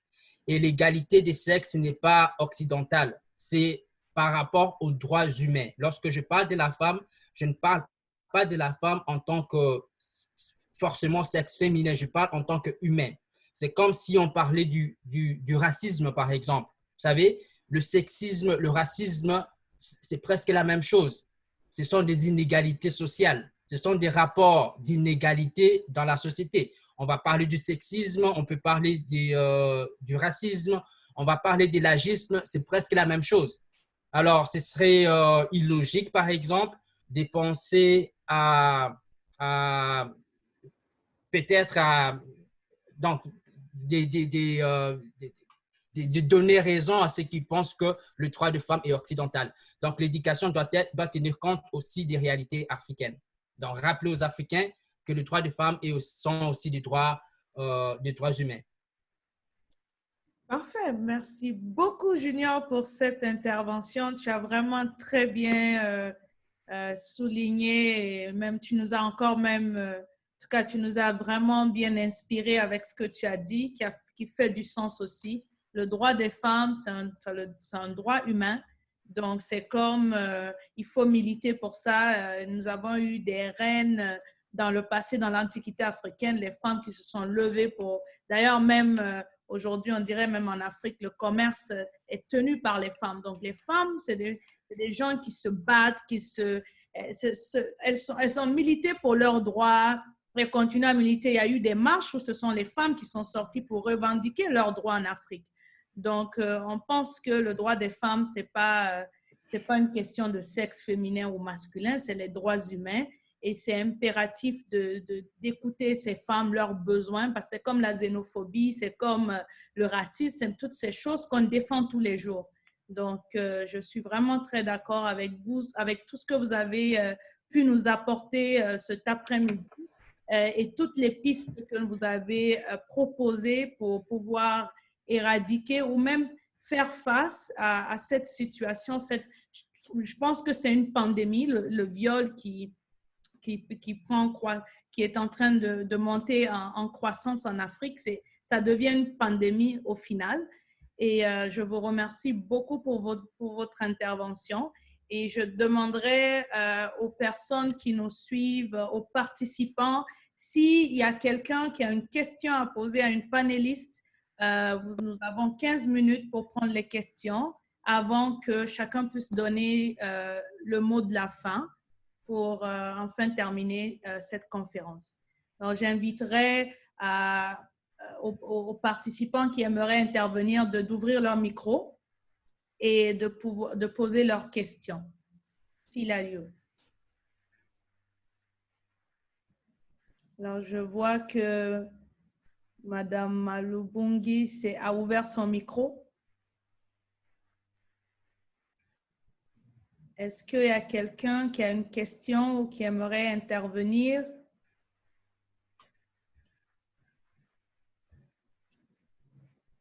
OK, alors je pense qu'il n'y a pas de questions aujourd'hui. Donc, ce qui dit que la conférence, on a répondu à toutes les questions. On est passé à travers l'essentiel et on a trouvé des pistes au niveau juridique, au niveau psychologique, à tous les niveaux.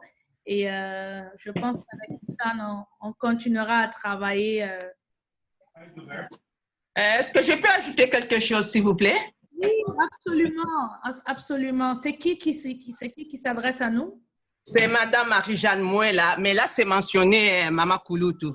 OK, allez-y, Madame. Je voudrais juste ajouter que souvent, les agressions sexuelles ne se passent pas souvent comme dans des lieux publics, comme on l'a mentionné, mais souvent aussi, c'est dans des maisons même des parents, avec des cousins et cousines. Ce que j'ai remarqué souvent, c'est quand il y a visite comme à la maison, les parents, comme ici au Canada, les parents peuvent se retrouver au salon et les enfants descendent au sous-sol, les jeunes filles et les jeunes garçons.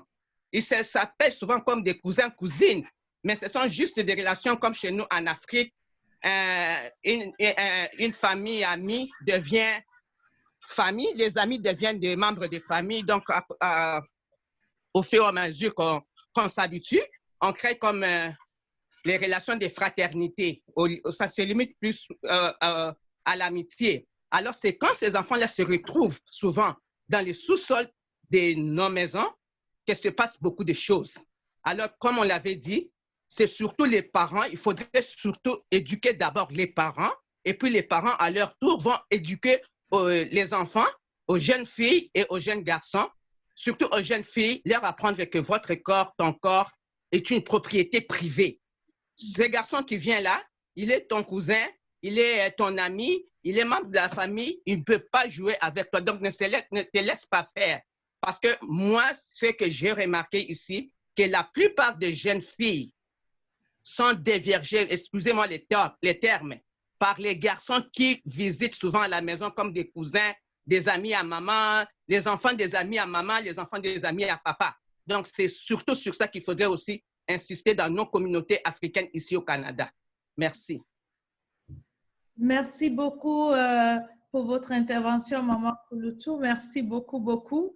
Et nous allons prendre ça en note. Vous avez vraiment apporté un bon point qui vient supporter, qui vient renforcer ce que Fabienne d'Haïti a dit tantôt par rapport à l'éducation. Et je pense qu'elle a encore quelque chose à dire. Et aussi à Issan. Alors, je vous laisse la parole. C'est juste pour donner un petit peu de statistiques. On sait que 7 victimes sur 10 au Canada, c'est quelque chose qu'on peut aussi appliquer un petit peu partout en général. 7 victimes sur 10 connaissent et sur 10 ont été agressées dans une maison. Donc, dans une maison, ce n'est pas nécessairement quelque chose qui se passe dans les bois par un inconnu. Donc, c'est vraiment par une personne connue. Et aussi, près de 8 victimes sur 10 connaissent leur agresseur. Donc, comme Madame disait, ça peut être un membre de la famille très proche, ça peut être le père, ça peut être aussi la mère, ça peut être aussi le frère, ça peut être le cousin. On sait que les enfants sont très curieux. Les enfants, ils peuvent... Qui n'a pas joué au papa, à la maman? Donc, on sait qu'avec avec notre ère en plein 21e siècle, jouer à la maman, au papa dans le passé peut ne plus être différent parce qu'il y a toujours un enfant qui sait beaucoup plus sur la sexualité qu'un autre. Donc, les jeux peuvent être très différents. Lorsqu'on parle de jeux, ça peut être l'enfant qui compare son pénis avec le pénis de l'autre. La petite fille qui veut jouer à l'infirmière et qui lève, qui va vraiment vérifier l'appareil génital de l'autre. Ce sont des jeux sexuels.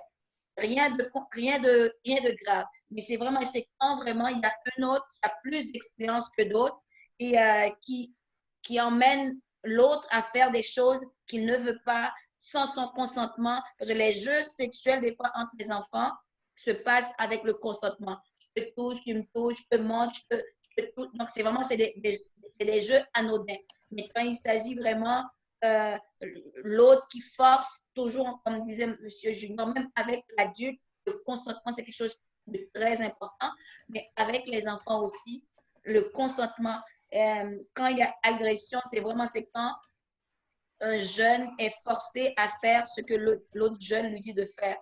Ça peut aller jusqu'à la pénétration, ça peut aller même s'il n'y a pas nécessairement pénétration, il se fait frotter son pénis sur le vagin de l'autre sans son consentement, toucher ou même, comment je pourrais dire, la masturbation ou demander à l'autre de faire une fellation, demander à l'autre de toucher l'autre. Donc, tout ça, c'est vraiment, surtout avec ce que nos jeunes peuvent voir en ce moment, avec l'Internet, les moyens de communication, la sexualité est très, très exposée.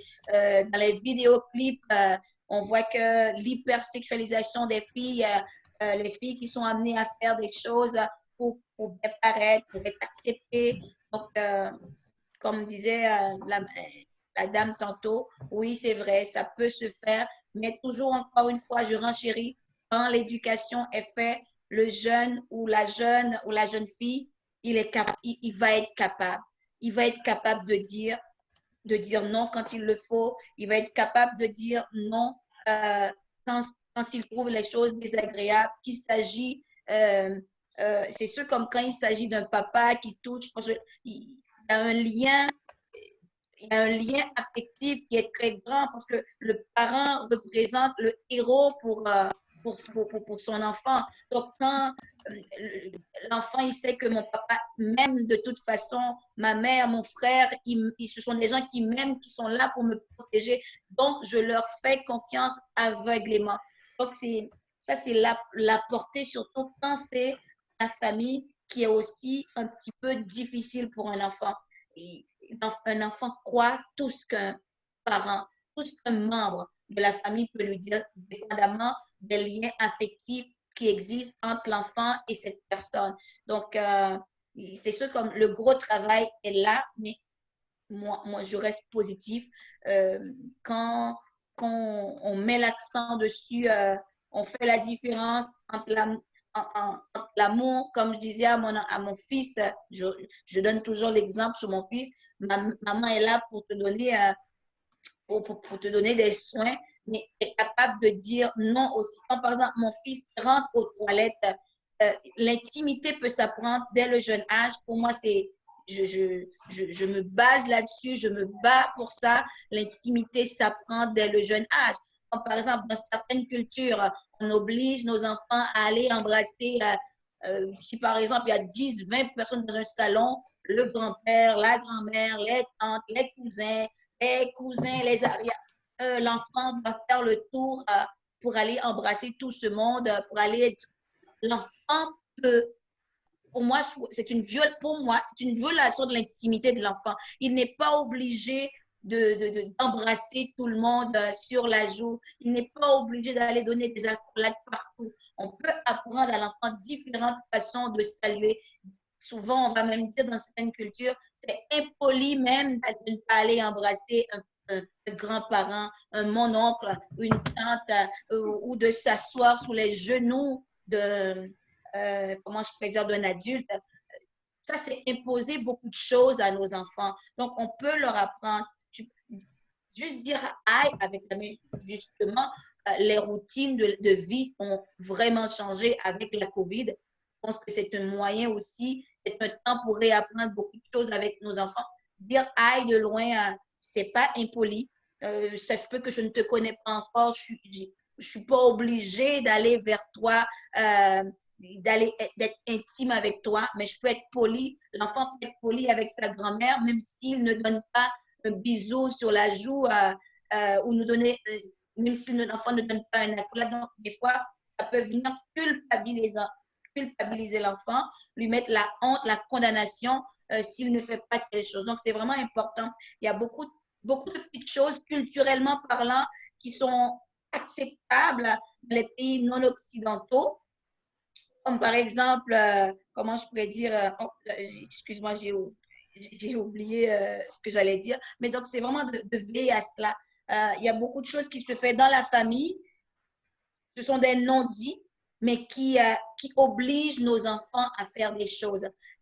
Encore une fois, lorsqu'on parle d'affirmation de soi, dans certaines cultures, je ne sais pas si en Afrique c'est comme ça, mais par exemple en Haïti, je suis haïtienne, on parle d'affirmation de soi. Pour s'affirmer, je dois être capable de parler avec la personne face à face, de lui dire, être capable de lui dire non, même quand c'est un adulte. Mais c'est comme dans notre culture, peut-être la culture noire, regarder un adulte dans les yeux, c'est déjà un affront. L'affirmation de soi, où est-ce qu'elle va passer? Ça va être difficile. Si je ne suis pas capable de te parler face à face comme adulte, c'est déjà comme...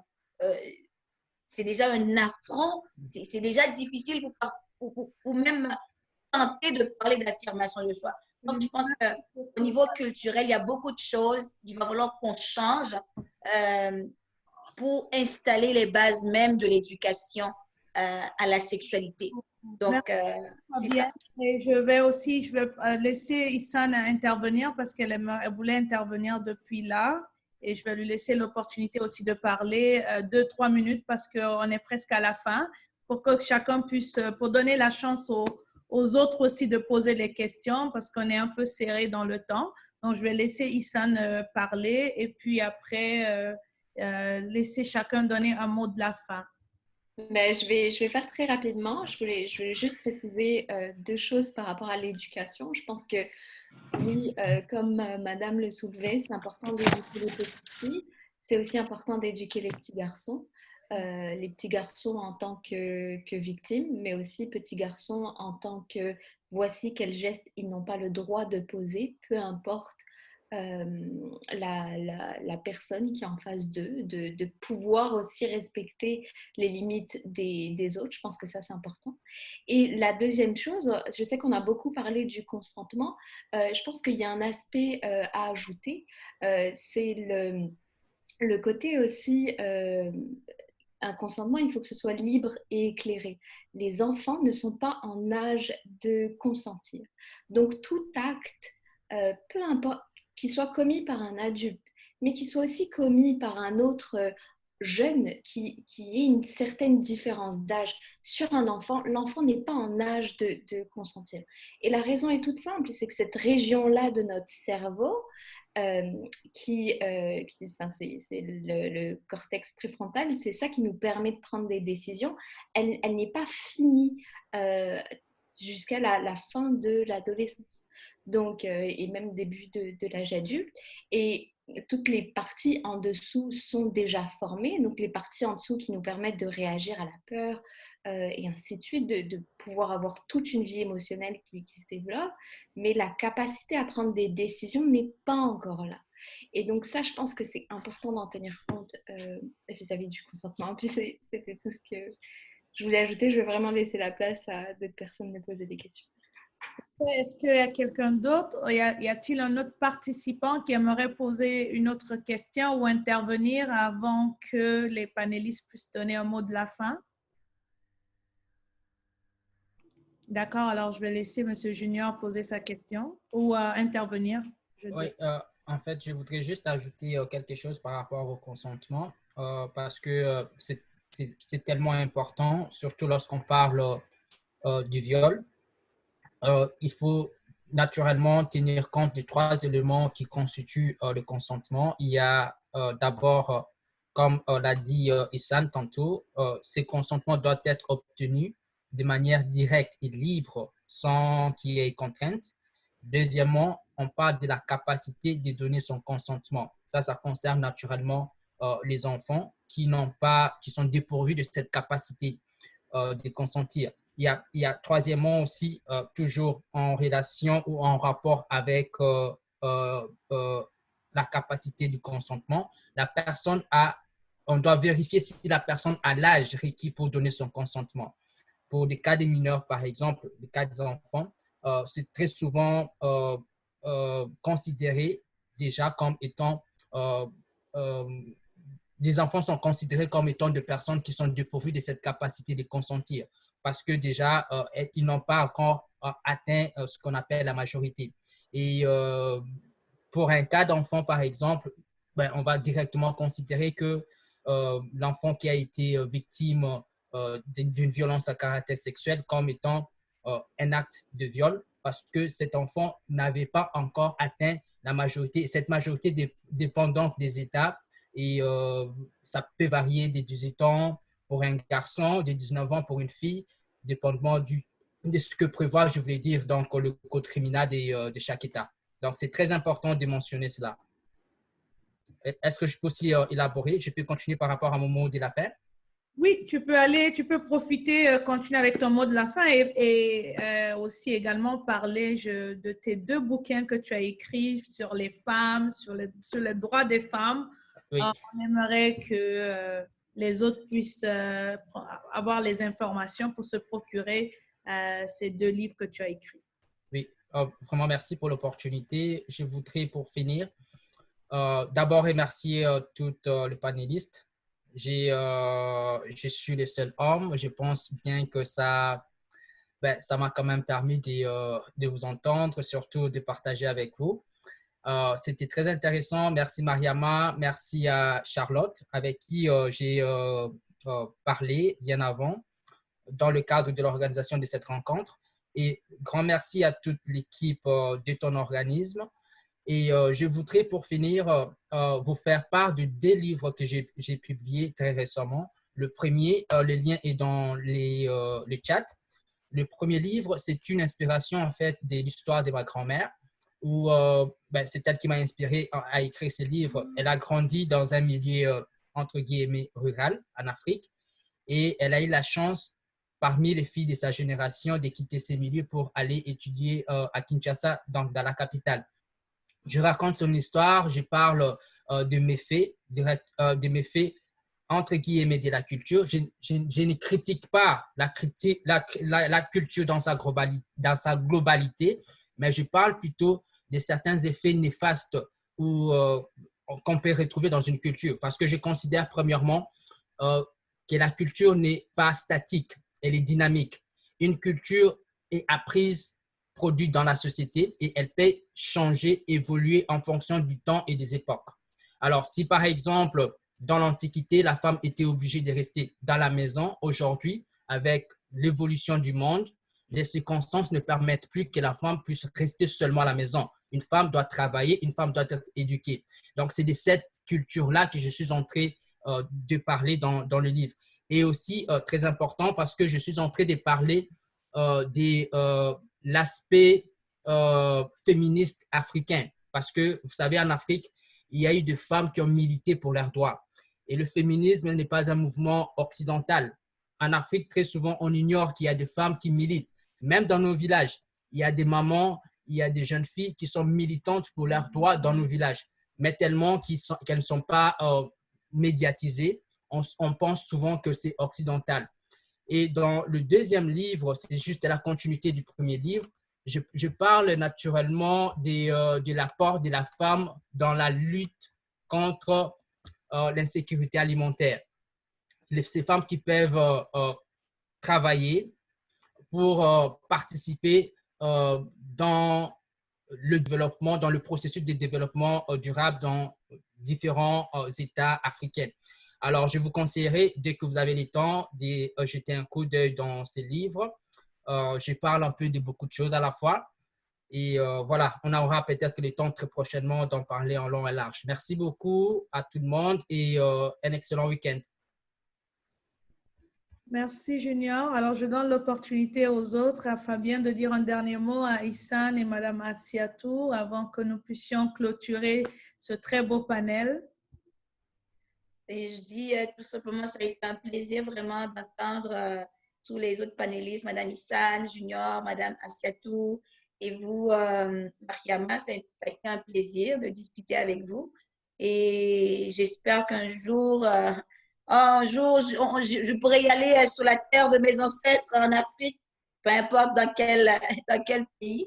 Donc, ça a été une belle conférence sur Zoom. Donc, mais j'espère que dans les organismes en Afrique dont vous faites partie, Mariama, il va y avoir des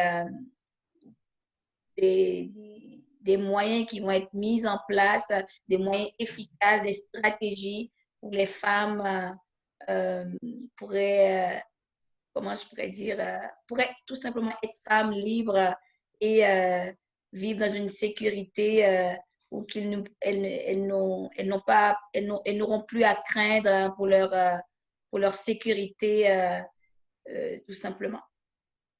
Parfait. Merci beaucoup, Fabienne. Merci d'être là. Merci pour ta présence et ton apport. J'apprécie énormément. Alors, Ihsan? Oui, merci encore pour cette opportunité. Moi, j'avais juste envie de dire une dernière petite chose sur les conséquences, vu que c'est un petit peu ça aussi mon domaine d'expertise. Dans l'état actuel des choses, oui, la société empire quelque part les conséquences que les personnes peuvent vivre après des violences sexuelles.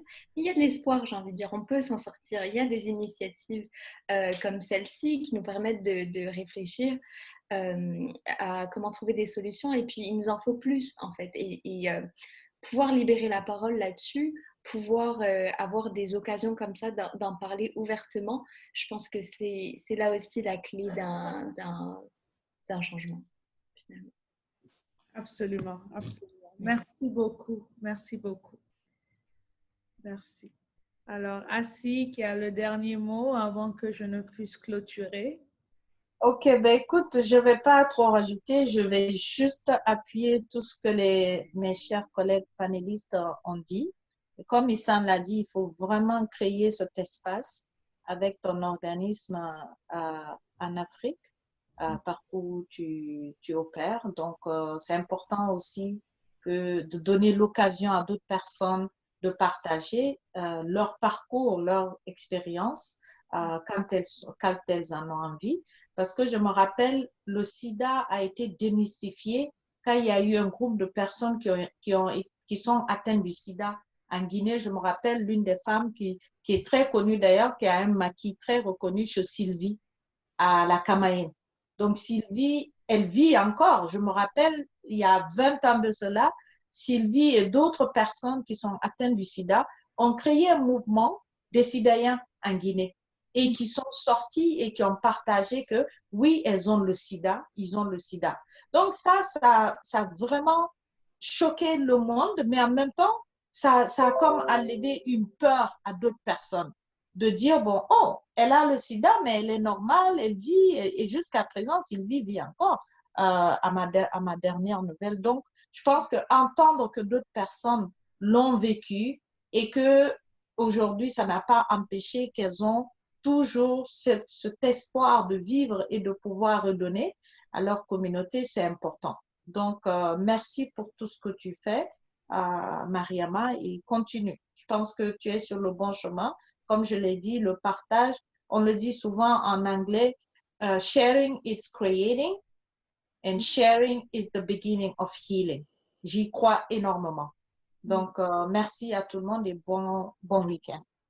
Merci à tous, merci d'avoir participé et vraiment merci pour ces mots que nous recevons avec amour et on a été très, très, très choyés de vous avoir aujourd'hui. Le partage était très enrichissant. Alors, pour ceux qui ne nous connaissent pas rapidement, je vais parler de notre association. Nous sommes Women of Impact Organization, le SIG c'est WIO. Donc, nous avons pour mission de promouvoir le droit des femmes, le leadership féminin, l'éducation de la jeune fille et son épanouissement. Donc, nous sommes une académie de leadership qui est dédiée aux femmes pour objectif d'équiper, développer et renforcer leurs capacités avec tous les outils dont elles ont besoin pour pouvoir impacter leur environnement. Alors, si vous voulez en savoir plus, allez sur www.womenofimpactorganization.com. Vous pouvez également nous écrire si vous avez des questions ou vous voulez peut-être participer à un de nos événements ou en savoir plus sur nos activités à info@womenofimpactorganization.com. Alors, je vous dis merci et à très bientôt. Je vous souhaite une excellente soirée. À bientôt. Au revoir. Au revoir.